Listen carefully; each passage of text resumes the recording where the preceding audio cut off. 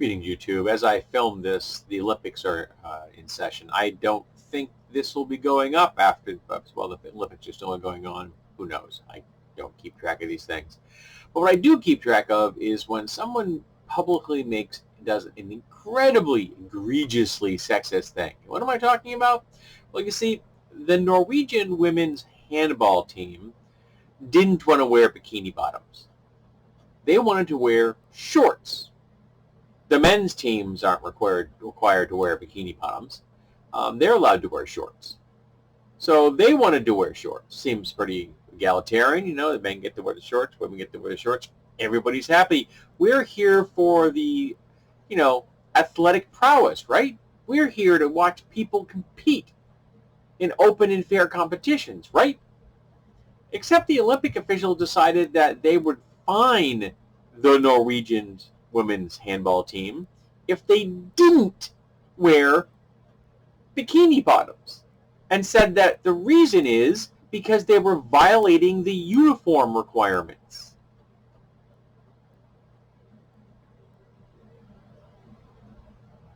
So if the women don't want to show off their ass cheeks, the committee is going to fine them? Well, they decided to take the fine, and the International Handball Organization, I didn't even know there was such a thing, though it doesn't really surprise me, has said that they will pay the fine. I think it was like £1,500 or something like that. Or euros, maybe? Euros. I think 1,500 euros, something like that. Which is absurd. Why do you care if someone wants to wear more of something? What about a team that has someone on it that wears more covering than the uniform they're wearing now? You're telling me that you can't swim if you can't expose yourself at a certain amount? Speaking of swimming, this is a bit of ableism here, not sexism. A woman who made the Olympic team, she qualified to be an Olympian, something that only an incredibly tiny fraction of humanity is capable of achieving. And because she needed a care assistant, because she is deaf and blind, they said, no, you can't bring her. You can't bring your care assistant. So she had to drop out of the competition.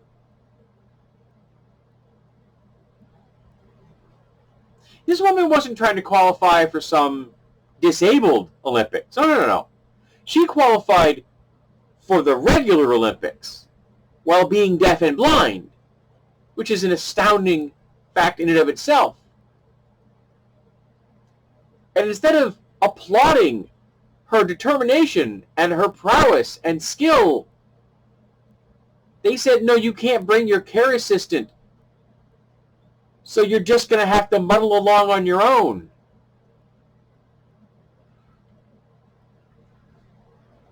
Is everyone on the committee 100 years old?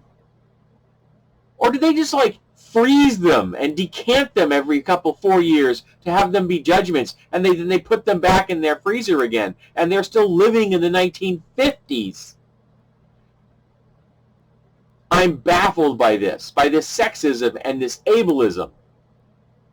And of course, then there's also the racism that the Olympic Committee has been getting involved in, because saying that, you have to have a certain you can't have over a certain amount of testosterone if you're a woman, and there are women from certain entire countries, African countries, who can't compete because I guess that people from that region just have a higher testosterone level, so they can't compete.